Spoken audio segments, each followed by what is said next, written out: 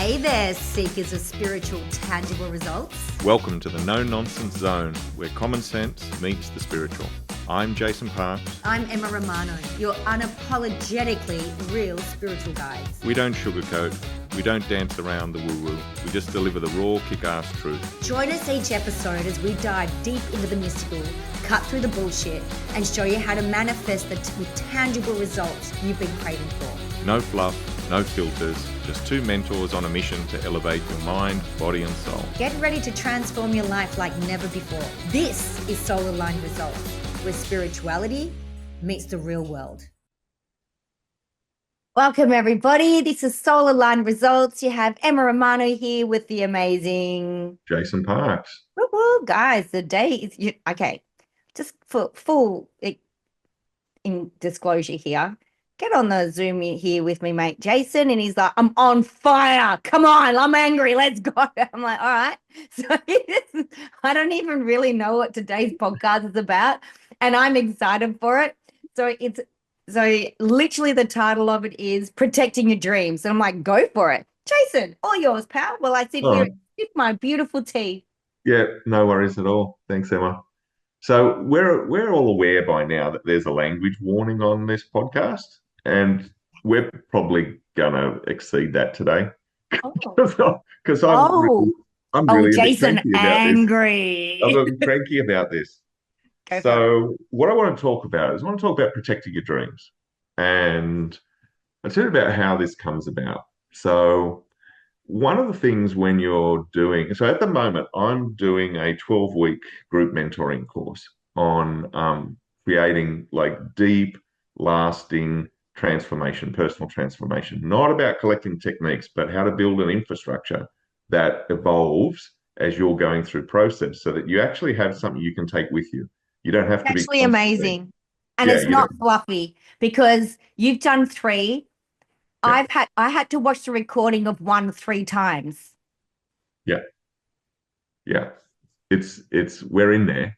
And everybody who's in there doing it, so they're going hard.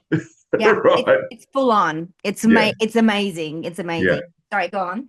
But it comes out. So in this, what happens is we're having a lot of serious conversations about transformation and change.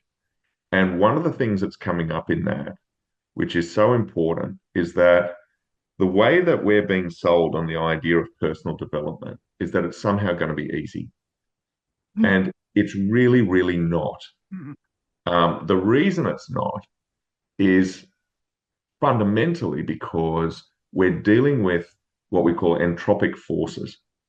So what an entropic force is, entropy is like the breaking down of things. So when energy exists in a chaotic and free state initially, and then as we apply our will to it, as we get an idea, what happens is we shape it into form. So we start off, so the idea is you might have a business, you might have an idea for a business and you want to sell cookies, right? And you've got this idea, you love cookies, you're in alignment with cookies, you've got great ideas for cookies, and you go, right, I'm gonna sell cookies. So you figure it out and you go, okay, what does success look like for me? Well, maybe it's $1 million a year worth of sales.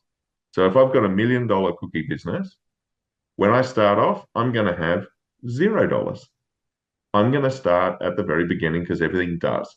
So I just start to build it from there. Now, that's the creation phase. So as I'm doing the work, adding mass to it, making it more real, more tangible, it starts to increase towards that vision of the $1 million cookie business.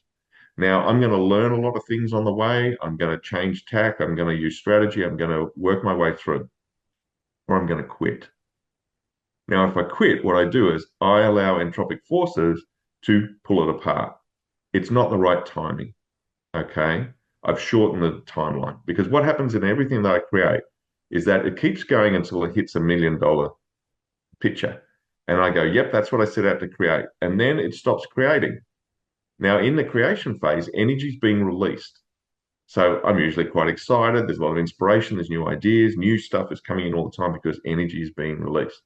Now, the moment I hit my goal, whatever that is, it flattens. It stops releasing and it goes, oh, we're there now. And now it goes into a point of stasis.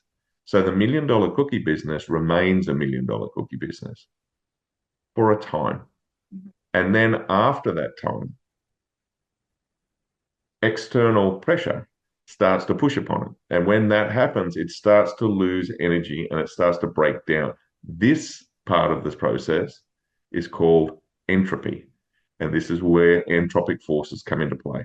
So no matter what I build, including myself, I'm always, everything that is created in this universe, the material universe, is going through these three stages. This is how energy works. So entropic, going into an entropic phase, going into a decay or destructive phase is not a bad thing. It's just an aspect of what we've built. So if I build $1 million business, I know every year it's worth less. My $1 million is worth less. Why? Because there's a thing called inflation. That's an Mm, entropic force, true. right? If Yep. I'm only making $1 million, then every year I remain in business after that point, I'm losing whatever the rate of inflation is against my business. So the money, the monetary value of that $1 million is worth less and less and less. And so what happens is, even if everything remains the same in my business is actually shrinking. Everything I'm buying costs more. There's another entropic force, Mhm. right? All my supplies going, you know. So I'm getting it from all over the place. Changes in policy means that new taxes come in and things like that, new tariffs come in, and then suddenly, we have this issue in the world now where it's shaping up that businesses that were once successful are about to go bankrupt, not because they've done anything wrong, except exist in a system where leadership has decided that we're going in this direction now. Now, we probably look at that and go, well, it's kind of a unique thing. It's not unique at all. It happens all the time. In your local, you've got shops like everywhere that's anybody's living in a town or a city has probably got a local little shopping center Mhm. or they've got a big shopping center. How many have got blacksmiths? Yeah, none. No, because You don't need blacksmiths them anymore. were dealt with entropic forces. They became engineers. They changed, Yeah. right? If you want something made out of metal, you go to an engineering firm. You don't go to your local blacksmith. Now, the weirdest thing is I actually have a blacksmith near where I live. That's Right? because you live in a country town in Tassie that still like lives like 1840. Yeah, pretty much. For a reason. Yeah, for a You reason. lucky thing. Yeah, I know, right? So what happens is in our lifetime, well, probably a lot of people listening to this wouldn't remember this, but Emma and I would. We remember records. Right? Now records have made a comeback, but there was a point where the record industry, that was everywhere. Or videos, Blockbuster Video, right? Yeah, It's a and prime example. tapes. Yeah, Tapes. tapes. Exactly. Yep. So all of that was like that was a massive, massive industry that was thought to be essentially permanent. Mhm. And then suddenly somebody had a different idea come in and it's gone almost overnight. Right? So the same as what happened with the whole Netflix thing. So Mhm. you had video stores. Everyone used to go to videos, and then suddenly somebody figures out you could just stream it, and the next thing you know, in a very short amount of time, all those Gone. video stores are gone. And they were a big deal. Like Yes.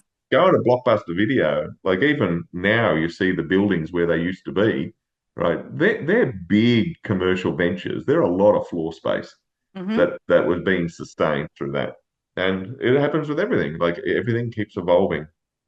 Now, the thing about entropic forces, why this is so important when you create something, is that because everything is losing its value and losing energy, which is what that really is, value is irrelevant. The energy is what matters. That's the true currency. You have to understand that the amount of effort that you put into something and the return on that investment is not going to be the same. Right? Even if you're making a profit, it's not the same. So if I turn around and I put in a good effort, let's just put that in the middle. So that's immediate, that's the middle of my social reality, right? I look out and I go, what are all the businesses doing? So if I'm in a world of $1 million cookie businesses and that's considered to be normal, Hmm. right? Then everyone getting $1 million is doing a good job. Some people are going to be making like half a billion dollars. Hmm. Some people are going to be going bankrupt, and it's going to be this scale. But it's in the middle, good. So if you're good, that will not get you good results. What it will get you are poor results because everything is a bit of an equation. So it's the amount of energy that I put in minus all of the entropic forces. So the main entropic forces is everyone else's competition and shit. As soon as that happens, I start to lose ground. Now, we look at it and we go, well, I don't have a cookie business. It's like, yeah, but you know what? You have a relationship, maybe you have a family, maybe you have a job, maybe you've got a physical body that you're walking around in. If you treat it at a certain level and you think that the return on investment is going to be that, you are kidding yourself because you're out of alignment with natural law. So, an example of this is parenting, right? Ask most people, how are they as parents? They're good. Is that what you want? Because that's poor outcomes. Mhm. Marriages. Are you good in your marriage? Well, that's great. Well, actually, it's not great. It's just good. Right? So if it's good, what kind of outcomes do you expect? Well, I expect to have a good marriage, get good returns. Well, you're not. You're going to get poor returns. Now, how do we know this? Because we look at the tangible results of what we create. We stop thinking about what we think about it, which is an illusion, and we start focusing on what it is actually doing. So, an example of this, we're talking about this morning. Um, I have relatives that have just recently moved back from their international posting. They're over in Thailand and they've come back. Now, one of my relatives has to have a particular kind of medication.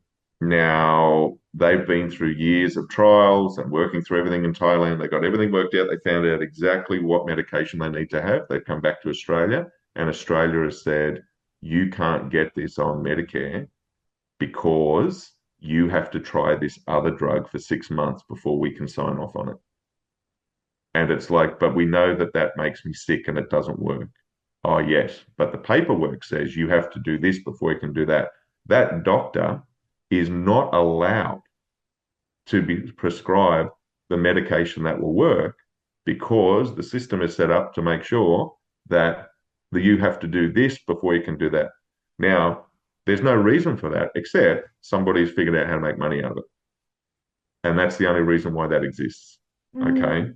So my daughter recently was kicked off was in Tasmania. It's very hard to get in to see a doctor, and basically nobody's taking anybody on their books. They're just like, oh, we're all full. We're not taking anybody.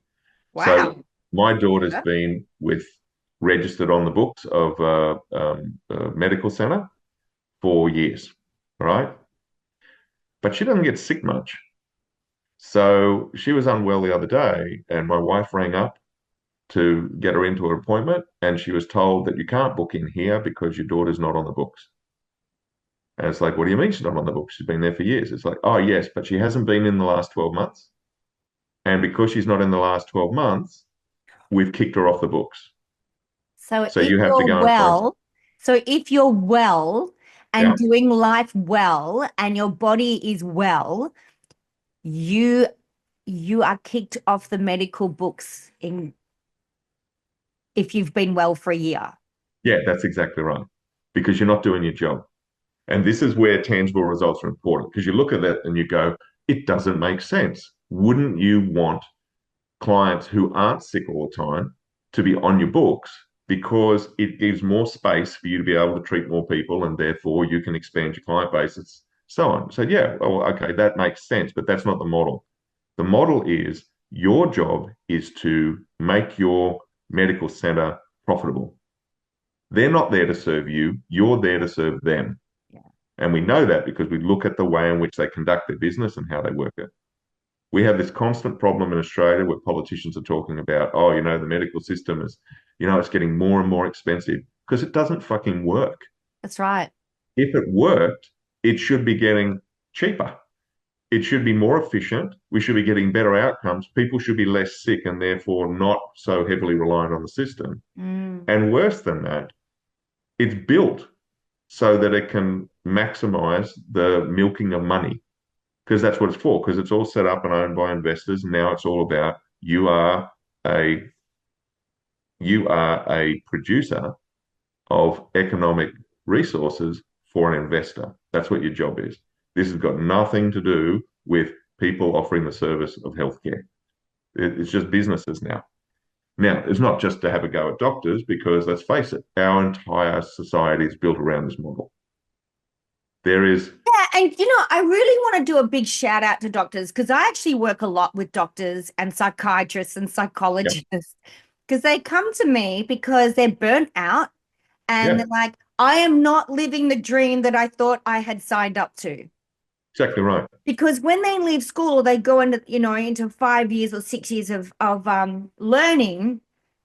They go like, I'm going to save lives. And then literally 2 to 3 years in, they go, I'm not saving lives. And I know I'm not, but I'm in a shit ton of debt. I'm stuck in this system, and this is my lot now. That's And right. same with dentists. Yep. And they, we need to kind of stop shitting on because they are the little man. They're not the big man. No, They're that's like, exactly if right. you're looking at Coles, like a shopping center, they are literally the checkout chicks. Yeah, exactly. That's exactly who They're they are. not making decisions. Yeah, And we need to really be gentle with the psychiatrists, psychologists, and the doctors because they think they've signed up to something, but they've realized it's a lie.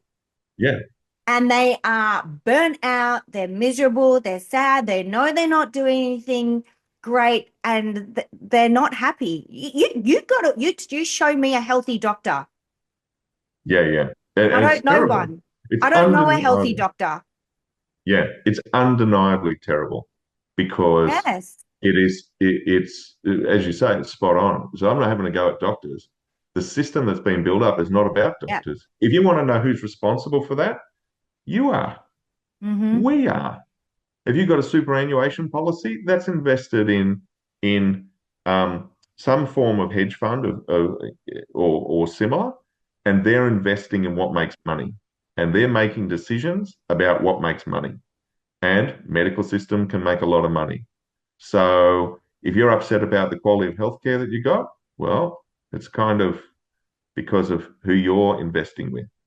That whole thing about the amount of power that we have, there was a decision that was made in the 1600s that changed everything in the world. And it's an interesting thing because what it did was it set up the foundation of Western thinking. So previously, Western thinking was really about the divine right of kings. So we had this idea that certain people were born to rule and certain people were born just to serve. And rulership was really not a right or a privilege, it was something that was ordained by the divine. Now, because of that, the whole society functioned in a particular way. And that everybody just kind of knew their place and they worked with it. And then over time, people started to develop this idea that you could evolve, you could develop yourself, which is where we started talking about this. The whole idea that we look at the idea that I could develop myself comes from the evolution of that economic model. But it started with a decision, and it comes about because I remember my father-in-law going off about this one time, and it was terra nullius. So when explorers used to find an island, for example, and this happened on the island of Madeira off the coast of Africa. So the Portuguese needed resources. They had no timber, which was a major resource because they were making ships out of it. And the more ships you could make, the further you could explore, the more resources you could grab. So they found this island covered with timber and nobody living on it, no humans living on it, and no established settlements on it. So therefore, they claimed it as terra nullius. It is land without anything on it. So therefore, it's theirs. Now, terra nullius wasn't about owning land; it was about having the right to pillage its resources. Mm. We're looking at this now. At the moment, Donald Trump's going on about I want to, America needs to buy Greenland, terra nullius. They Yeah. don't want it. They're claiming it's for defense. They don't need it for defense. They've already got a defense base there that they don't pay rent on. What they want it for is they want the untapped resources that are in Greenland, which are significant. They want that. And they're claiming it under exactly the same principle. So what happened was about 70 years later, English discover Australia. Hmm. And then what they did was they claimed it under terra nullius. And people are saying, but they can't do it because there were people living here and they knew there were people living here. It's like, yeah, but they didn't do it because of the people. They didn't do it because they wanted ownership of the land. They did it because if they didn't claim it under terra nullius, they couldn't rape the resources, which is what they wanted, Um, right? That's why they did it. And then everything follows. In Tasmania, Tasmania had a war. Like we're told in school that there's never been a war on Australian land. That's not true. There was a war, right? So much so that they refer to it as the Black Wars. hmm. It is in, if you look at Hobart papers from the time, said they're all talking about the war. They're all in war between the Indigenous community and the white community. Now, that war came about 75 years after settlement. I did not know People that. don't know that. No, because our education system tells us. I know I sound like conspiracy theorist, right? But what happens with this is that as you start looking, you go, hang on a minute, none of this is actually adding up, and it's right there. I can't see it because I've got a mental model that says I can't see it. So I was reading about this a few years ago, and it stopped me stone dead. Is that when the English started transporting to Van Diemen's Land, which is what Tasmania is, right, what it used to be called, they had settlements. Now, because the nature of Tasmanian wilderness, the whites and the blacks were living together in harmony Hmm. because Tasmania was at that time considered to be the gates of hell itself, right? It was the furthest point on the planet from England, and that was why they sent you there. If you were naughty, they sent you to the furthest place on earth so you could never return home. That was their punishment. So everyone that was living there was in the same boat. They're just like, well, we got to make it work. This is our life now. It's not like we can just skip across the border. It's an island, and it's really remote and it's really rugged in its environment, and we need to figure it out. So what they did was they just intelligently looked to the people that have been living there for thousands and thousands of years, Hmm. and they shared, and they had a wonderful relationship with minimal crime, minimal problems, and they were always isolated incidents, and they were always taken care of it through the legal system very, very quickly. And it wasn't about the later legal system that appeared. What it was the local indigenous population knew where to hunt, they knew where to fish, but the whites had guns, which meant they could be more efficient. So they would go out in combined hunting parties and they would go and they would do all their hunting.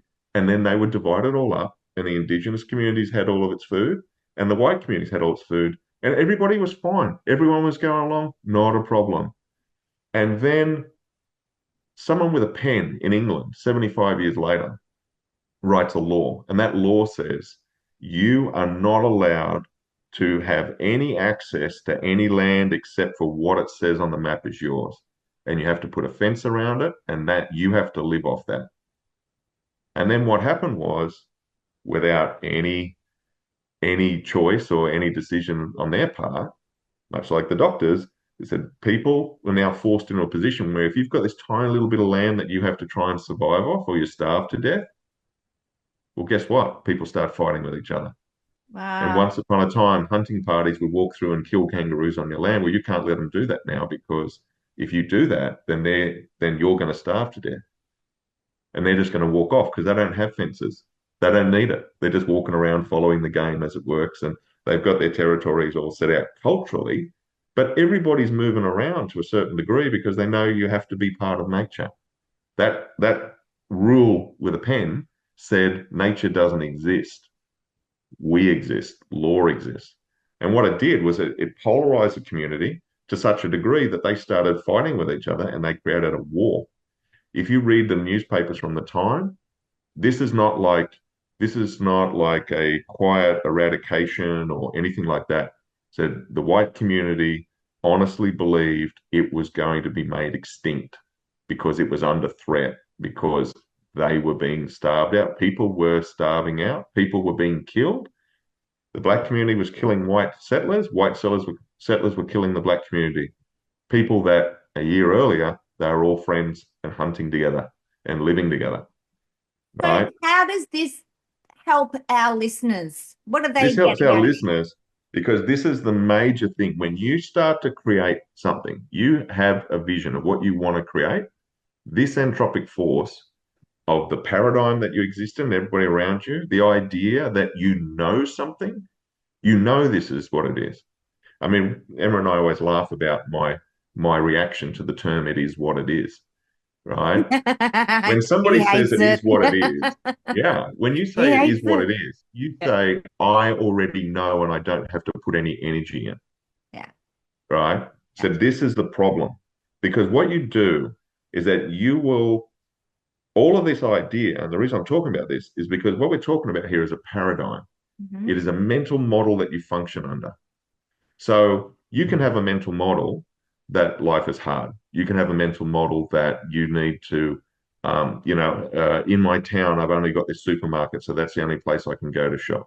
If you walk into a supermarket, you should have a look at a supermarket next time you go into one, right? They all follow a very simple model, and that is if you walk the extremity of the store, which means you have to do the most energy commitment within that shop, you will find things that are actually food. You will find fruit, vegetables, meat, seeds, grains. You might find some bread, but the basics. You'll find the basics of life there, right? But what's easy to get to is all the highly processed manufactured shit, Yeah. right? You Yeah. will find it every time. And even to that point where when you go to leave the shop and you go to the checkout, what do? They put all the lollies there. It's Hmm. the most unfood-like substance Yeah, that you can put in your exactly. body, Yeah. right? Now we take that as normal. We don't even question it. But that didn't happen by accident. That was completely designed. So most of the things in our life that we think are normal are actually completely designed for reasons that we don't understand. And the fundamental of creating anything is questioning what it is. You must question the reality that you exist in. Otherwise, you're not going to create anything except for what you've already created. So how Now, does this, sit for a minute. so going back to our topic, protecting your Yeah. dreams, where does that tie in with that? Yeah. Because what happens is when you start to get a dream, you have to understand what a dream is. Now, what a dream is, certain things want to come into reality, and your soul is attuned to that. So, in order to heal the soul, we have to create. If we don't actively create something, we don't release energy. We talked about that in the beginning about the creative phase. If you're not creating, you're not releasing energy. If you're not releasing energy, you're just in stasis and decay. You're consuming energy. So what do? You have to consume the energy of other people's creations. And if you keep doing that, you're going to start to create, you're going to start to draw in a disproportionate amount of resources to sustain yourself. Now, what matters in this is if I want to, and I'm throwing around a lot of different stuff, a lot of different information, but one of the biggest things that we do when we start to create something is we try and create the same level of where we started the process. And it's not how it works. What you have to do is you have to allow yourself to grow so you can hold bigger, more expansive ideas Hmm. and bring them into reality. That is the Yeah. growth process. If you are trying to stay still, trying to stay permanent, you're sucking energy in. And there's a point where you are not, because you're not creating energy, you have to suck in energy from everyone else. You are now an entropic force. That's what you are. You're not a creative force, you're a destructive force. And that shift, that cultural paradigm shift that we're talking about, why I'm talking about markets and politics and wars, that is that is the result of that. You shift our culture now in the Western world says you are not a citizen, you are a consumer. And the difference is profound. A citizen has responsibility for everyone in the community. Hmm. That's what the whole idea of democracy is. Democracy doesn't exist in that form anymore. Now, what it is that you have the right to choose what level of consumer you get to be, not what level of citizen you get to be. So, when you are creating something in your own life, say for example, I want to lose weight. Okay, this is my dream might be to be healthy and look better. That might be my dream. And I've got a picture in my mind about what that looks like. Well, first of all, I'm being acted upon constantly by external forces. Marketing is going to work on me. Ease is going to work on me. I go into a shop, I have to walk further in order to find something to eat because the stuff that I shouldn't be eating is right there in front of me. So I have to commit energy to going past that. Right. So what happens is I'm going to give you two models, and you'll probably have to listen to this a few times to understand the subtlety of it.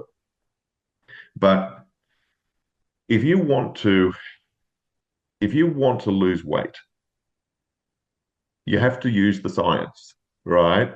Science is an observation of fact. Okay, it's also the process of challenging that. So anybody that tells you believe the science doesn't understand what science is. Science is a process of not believing itself. It's a process of discovery. If you talk to a professional scientist who's been in it a while and is comfortable in their own understanding, you ask them what they understand about it, they go, nothing. So every time I turn up, we're trying to disprove everything. We're finding that what we thought was right 5 years ago is not right today. Yes, That's that's how it right. moves forward. Yeah. Yeah. So what happens is, I was talking to a friend the other day and he was talking about losing weight. They got a personal trainer and this personal trainer's put him on a program. So if I want to lose weight, what I should do, if I go and see a doctor, they'll probably tell me this because it's part of the cultural paradigm. It's not real though, it's made up. I use the science. If you want to lose weight, you have to eat less calories than you are consuming. Than you are using. Burning. Yeah. Yeah, when you're burning, right? So if you're taking less fuel in than you're spending that fuel, you are going to burn fuel deposits in your body. You're going to lose weight. That works. That absolutely is sound. So what people have done with it said you've got to diet. You got to diet. You have to restrict your nutrition. And the best way to restrict your nutrition is by cutting out entire food groups. If you do that, then it's like, well, yeah, no worries, you're going to do it. So what does it do? Well, it creates a swing. If you look at the history of diets, popular diets, you'll notice that they're a pendulum swing from protein to carbohydrate constantly. And it's about deprivation. If you cut out all your protein, guess what? Your body can't handle it. You need protein. Therefore, you go into an all protein, you need carbohydrate, you can't do it. You go Yeah. back and forth. Right? Now, there's another way to use that exact same principle that will get the same results, but you don't actually diet. If I For me to hold a weight, if I weigh 100 kilos, which would be lovely, right? I'm about a petite 116 or something. And Petite ones. You are 6 foot something, though, you yeah, know. well, that is true. So it's You're not it's 5'2", mate. no, that's true. Yeah. But for me to maintain my weight, I actually need to burn a certain amount of calories, kilojoules every day. A certain amount of fuel has to be spent just to maintain my weight. Now, if I want to weigh 90 kilos, I could go on a diet, I could starve myself, or I could just eat the calorie requirements of a 90 kilo person. Hmm. If I ate the maintenance calories of a 90 kilo person, my weight would adjust to 90 kilos because the only reason it's at the weight it is because I'm eating enough to maintain it. If I wasn't, I would not weigh that much. That's right. Yep. It's exactly the same principle, but we're being told that this is how it has to be done versus you could also do this. Now, when you get a dream, you have to sit in that position of going, this is what everybody's telling me has to be done, but are they just distorting the data to make it suit what they've already got? Mm. My Facebook feed, because I don't like social media, but I've started to look at it mainly because you keep posting on Because I keep it. nagging him. That's what it is. I nag. That's why, right? Put a profile photo up, Jason. Yeah, I know, right? Well, I've got one now. So, but one of the things about it is my feed, because of who I follow and what I'm looking at on a regular basis, those algorithms have figured out that I'm in this industry. Hmm. And I get constantly advertised to with ads that say, you can charge more. I can teach you how to make more money. This is how you can charge more for your High service. ticket sales. High Yeah, ticket sales. High ticket sales. Yeah. exactly. Nobody's advertising. I could teach you how not to be shit at your job, Yes. right? Except for me. Well, I'm sorry. I'm going to pull you that's up on true. You that. do. You I do. do. because Yeah, I teach but your how ads to don't give. come up in my feed. I know because I don't have ads. That's I don't do right. ads. But there is a thing, and I think this is what puts me in a different category to other people who are teaching their programs. I Yeah, teach you how to be a really confident, practitioner who gives massive value. yeah, And you have incredible background knowledge of how the unconscious mind and the body and the energy of body and the spiritual part of the mind actually works. yeah. But And AI didn't write it. no, that's right. That's the thing. But that's the option now because people are all. This is the idea of a paradigm. People follow like a flock of sheep. It Yeah. said now it's all AI. You know, haven't you already noticed that if you look at things like YouTube or you look at, or pretty much anything, everything's awash with AI. I was Yeah. talking to a fellow recently who is one of the leading experts in the world on polyvagal theory. And in Oh, fact, yes. and he wrote a book, and this book is getting published now. But at the time, like a year ago, that book, the guy who invented polyvagal theory wrote the preface for his book. Mm-hmm. And the whole thing, like all the people that he's consulted and are all people at his level, and they're all at the absolute top of this. He couldn't get his book published because the market is awash with AI written books on polyvagal theory. Yeah. And because of that, the actual information from people who know what they're doing can't get out there because everyone wants to buy cheap knockoffs Yeah. of of AI written regurgitation of old shit. AI is only regurgitating old information, Can I tell right? you something quite dangerous? Like I'm writing a book, Hmm. um, and it's about how to get massive change very quickly and how to get yourself in a good state and the psychology of it.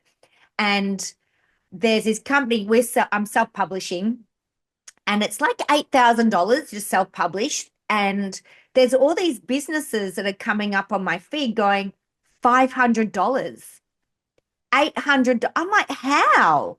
So I've contacted these people and they go, look, we will edit and everything. And then I asked them, I went, do you throw my book into Chat GPT or something and get it to edit it? And they go, yes. Yeah, My book then just becomes an AI book. I went, I'm not interested. that's exactly right. And I went, that's the difference between a $500 self-publishing to an $8,000 publishing, self-publishing. So we're going with Maven Press. But I'm like, no, I want a human to Yeah, sit there and make sure my commas are in the right place, please. And then, you know, it's quite amazing. So that could turn freaking book that has taken me so long, it turns it into an AI book. exactly right. Yeah. And that's all it's going to do. And everybody else has access to it with Yeah, that exactly. information because then it's in the AI system. Exactly right. And then someone will put in there, and their amount of commitment that they'll make is, I want to write a book on relationship, like how to Yeah, have that's better right. relationship. They're going to type that in, and bang, And there, then here there it is. comes Emma Romano's information. Yeah. Exactly right. Yeah. So it's vulgar and extreme. Yeah, it is. So, It's but that, great, but it's also equally yeah, hard. yeah, it's Yeah. awful. But that's why you have to protect your creations at all costs, Yeah. right? So one of the big things that I really want to leave you with on this one, because I know I've thrown a lot around here, but when you create something, you are investing in it, in what it is creating. You are putting energy into a creative cycle, into a stasis, into decay. You have to manage that through the whole process. One of the biggest things, and I hope that I've got this across to you today, one of the biggest entropic forces acting upon your creation is everybody's thinking about it. When you go to make something, you're going to trigger everybody else's pain bodies, and their pain bodies are made up not only of their trauma, but of their social conditioning. So if everybody believes that this is what it is, then people will act accordingly and create that as reality. If you want to create something new, something of value, something that actually restores your soul and moves you forward, then you have to do two things. You have to kill your attachment to that paradigm. You have to make a bigger, better, more intelligent version of yourself, more in alignment with what you want to create. You have to do that. That's a fundamental.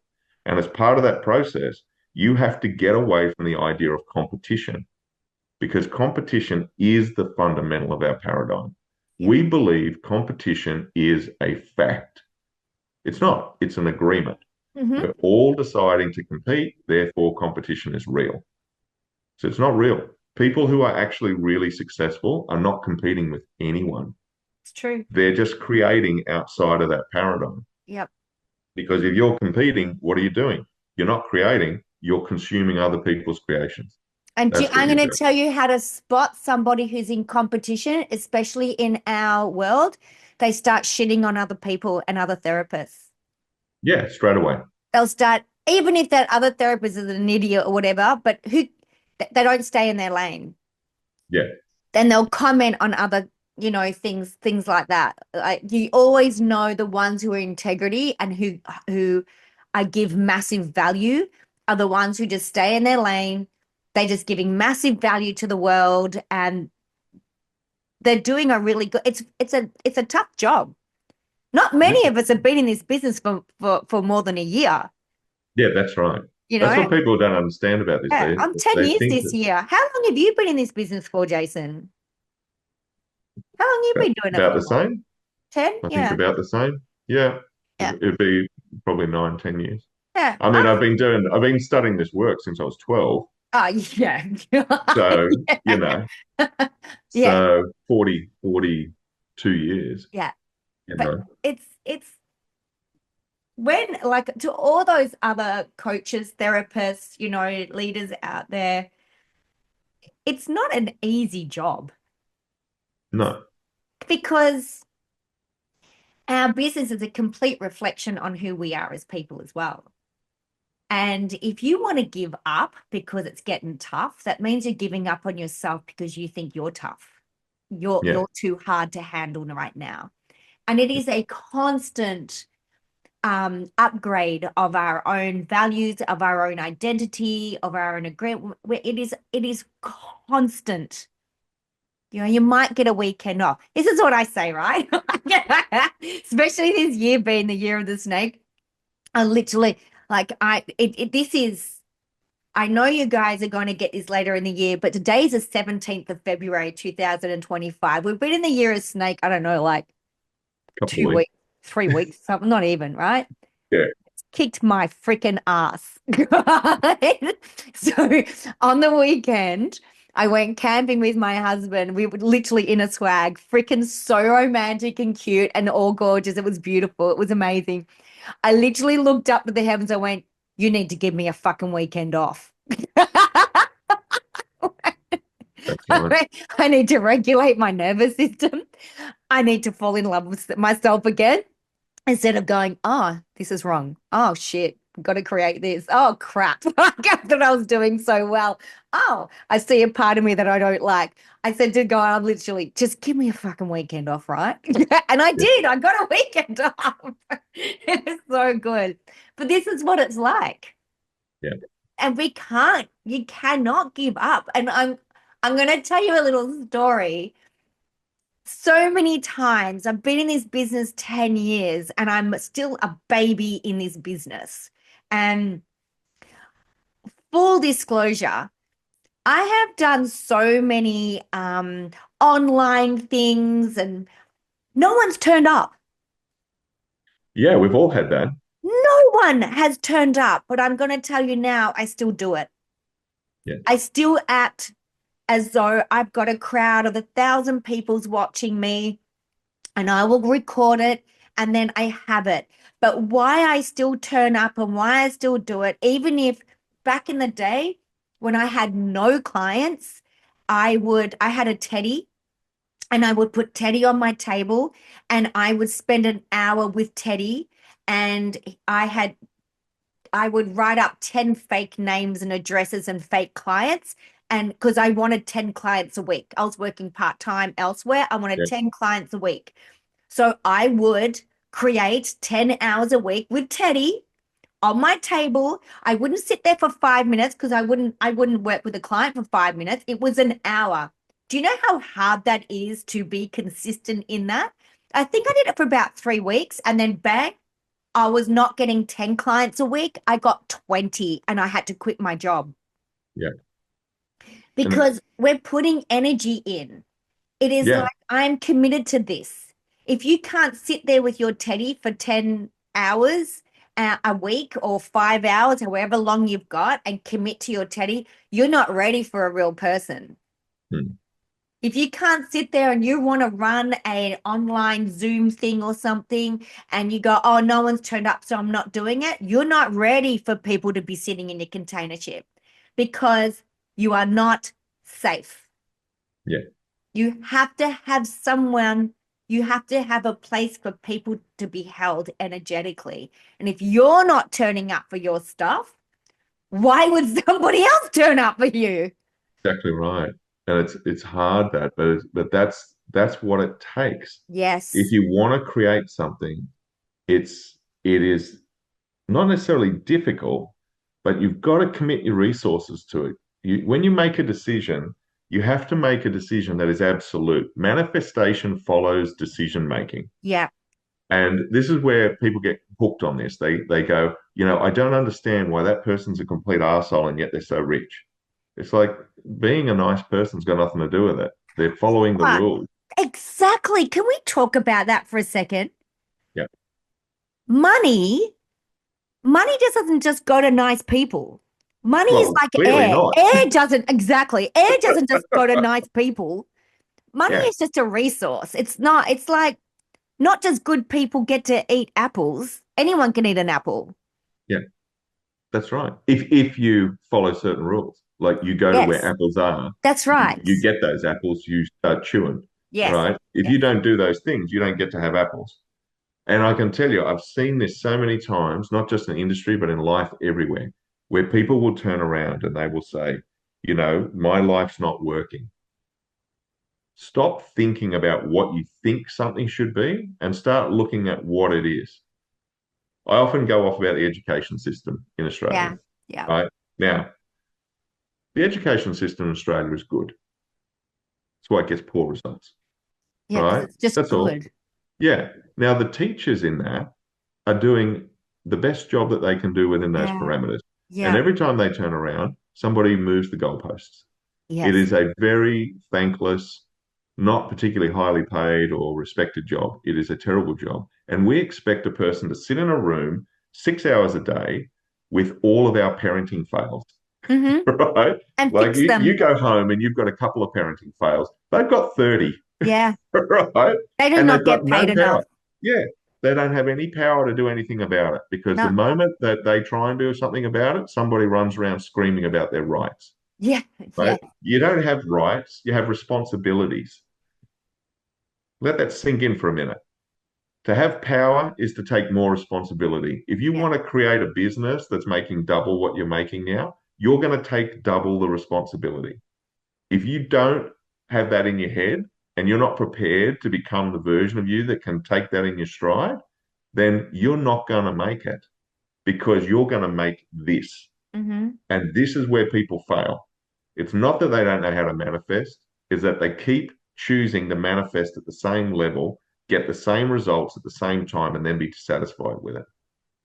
So if you want to really create something about it, if you want to hold a dream and bring it into reality, you have got to get your head in the game of creation and out of the game of competition. You have to get away from the idea that things should flow to me because I'm a nice person. Fuck Mm. that. Nobody cares. The No, I, universal law does not care whether you're a nice person or not. And frankly, the fact you think you're a nice person and that's your highest priority means that you're probably not. It's not you're a bad mm. person, you're just a normal person, Yeah. you know? Do you know, one of the things that we look at now, and this is a thing about history, everybody should be studying some history. But the worst mistake you can make in studying history is trying to judge it by your current paradigm, thinking that things were right or wrong. Like at the moment, there's this thing that was going on the last couple of years where everybody wanted to tear statues down because somebody owned slaves, right? Everybody owned slaves. You own slaves. I got an iPhone, right? Do you think that was not made with slave labor?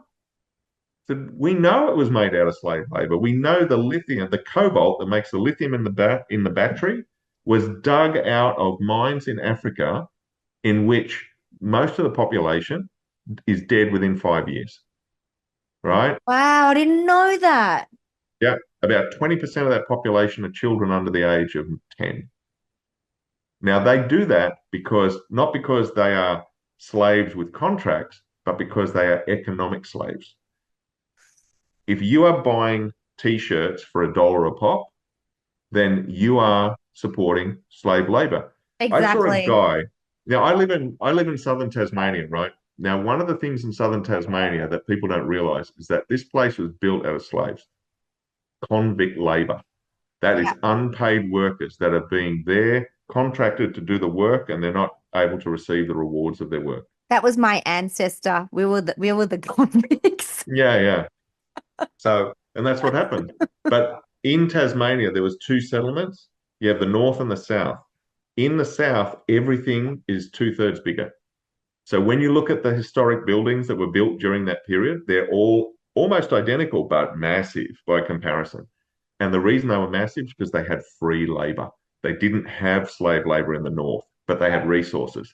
They had wool and they were wool mainly. They had wool and gold and the timber and all that. So they had that in the north. But in the south, they had convicts, they had slaves. And I remember when I first came to Hobart, I was walking down the street and this guy had this t-shirt in poor taste, but absolutely spot on. And I was standing out the front of Customs House, which is a massive big building, and this guy's t-shirt said slavery gets shit done. Right. And I looked at it and went, oh my God, that's true. Look at the building that this guy's walking past. I said, we look at it now and say slavery's a bad thing, but we still endorse it. It's still, there are more people in contract slavery, like slavery in the world now than there was back in back when America had its Civil War to ban it. There's more people in slavery today. I mean, God, Emma, you were captured. You I talked was. about this. You were captured for the white slave trade. I Yeah. was. I And was you were for rescued by the police human, at the airport. yeah, human trafficking in Exactly. safety That's what of that is. heading Right. heading off to Egypt, Cairo. Yeah, exactly. We live in an illusion where we think that all of that doesn't exist anymore because it's unpleasant. We don't want to think about we're It somehow so participating. exists. It so exists. It's the most horrendous thing. I work a lot with as I've probably mentioned before, with a lot of women and men who are being trafficked. They're in their Yeah, now 30s, but trafficked when they were 7 and things like that. And it's rife. And the majority of trafficked children are in Los Angeles. yeah, yeah, yeah. There's a whole big culture around that. It is in freaking Los Angeles. Like you would never believe that. In Yeah, Los Angeles. That's where most of these trafficked kids go. yeah. And it's a terrible thing. And the reason, not to sort of go into that angle because we're sort of running out of time, but the thing is, most of what you think is not real. It's an agreement. Yes. And it's your job if you want to create you want to protect your dream and you want to create something of value in this world that hasn't existed before or at least existed for you, you are going to have to get out of what everyone else is thinking. If you can do that, then you're going to start creating something new, and then everyone else who's thinking differently to you is going to want to attack it, so you need to defend that. Yeah.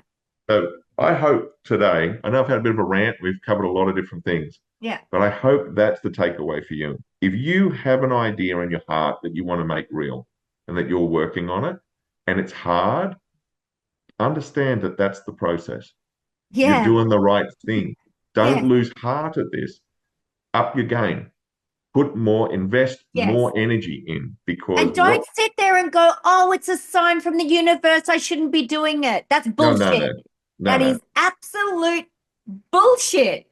Yeah, brought to you by the people who say it is what it is. Yeah. Fuck those people. Guys, we've got to go. I've got to go. I got I've got clients. to go too. I know we got clients. We've got to go. Guys, thank you so much for listening to this. Oh, I forgot to mention at the beginning. Go on soulalignedresults.com. We've got so many really great goodies there for everybody. We've got, you can see all our podcasts on there. We've always got retreats coming up, and we have master classes on there, and it also takes you to our individual um websites as well. There's so many goodies there, that get involved. It's Yeah. juicy and it's opulent and it's amazing, and we're here for you guys. Yeah. Thank you, everybody. We'll Thanks, see you everyone. later. Bye.